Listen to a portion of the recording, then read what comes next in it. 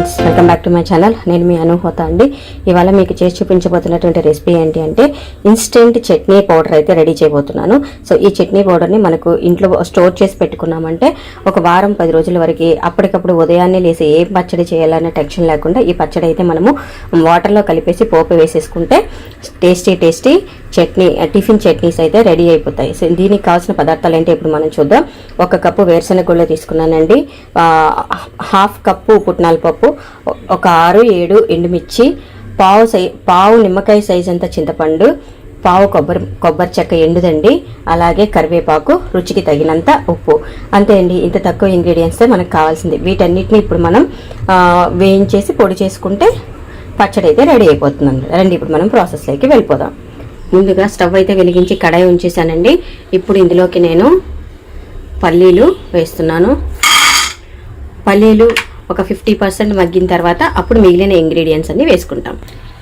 పల్లీలు ఒక 50% మగ్గిపోయాయి. ఇప్పుడు ఇందులోకి నేను కొబ్బరి, మిర్చి, చింతపండు, అలాగే కరివేపాకు ఇవన్నీ కూడా వేసేస్తున్నాను. పుట్నాల పప్పు అయితే నేను ఆఖరిని వేస్తానండి, ఎందుకంటే అది త్వరగా వేగిపోతుంది కాబట్టి మాడిపోయే ఛాన్సెస్ ఉంటాయి. అందుకని కాస్త లేట్గా చివరిలో అయితే నేను వేస్తాను అన్నమాట. చూసారు కదా, 80% అయితే పల్లీలు ముగ్గిపోయాయి. ఇప్పుడు నేను పుట్నాల పప్పు అయితే వేస్తున్నాను.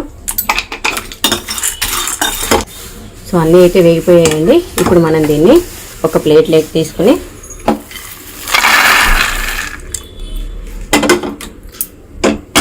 చల్లారిన తర్వాత పౌడర్ చేసేసుకుంటే టేస్టీ ఇన్స్టెంట్ టిఫిన్ పచ్చడి అయితే రెడీ అయిపోతుంది. ఫ్రెండ్స్, సో ఇన్స్టెంట్ పల్లీల చట్నీకి మనం రెడీ చేసుకున్నటువంటి పోపులన్నీ కూడా చల్లారిపోయాయండి. ఇప్పుడు వీటిని మనం మిక్సీ పట్టేసి పౌడర్ చేసేసుకుందాం. వీటిని మనం తొక్కలు అవి తీయాల్సిన అవసరం లేదండి. తీసుకున్నా వచ్చిన నష్టం అయితే ఏమీ లేదు. తీసుకోవాలనుకుంటే తీసుకోవచ్చు.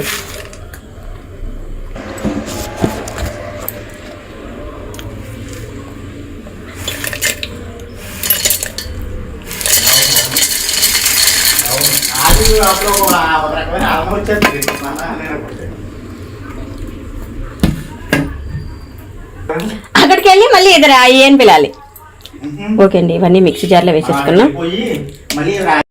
సో ఇప్పుడు అన్నీ మనం మిక్సీ జార్లో వేసుకున్నాం. అలాగే రుచికి తగినంత ఉప్పు కూడా వేసుకుంటున్నాను అనమాట.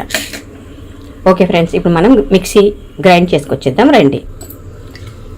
సో మిక్సీ పౌడర్ అయితే ఆడేసాం. ఇప్పుడు మనం దీన్ని చల్లారపెట్టి ఒక జార్లో స్టోర్ చేసి ఉంచుకుంటే ఎన్ని రోజులైనా ఉంటుంది. అలా అని మరీ ఎక్కువ కాదండి, ఒక 15 డేస్ వరకు అయితే మనం దీన్ని వాడుకోవచ్చు.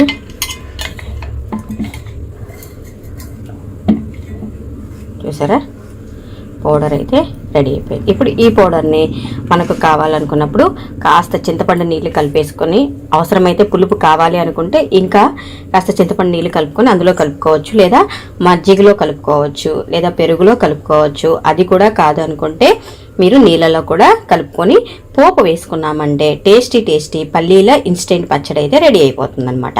ఓకేనా ఫ్రెండ్స్, నేను చేసిన ఈ పల్లీల ఇన్స్టెంట్ పచ్చడి టిఫిన్ పచ్చడి కనుక మీకు నచ్చినట్టయితే నా వీడియోని లైక్ చేయండి, షేర్ చేయండి, కామెంట్ చేయండి అండ్ సబ్స్క్రైబ్ కూడా చేయండి.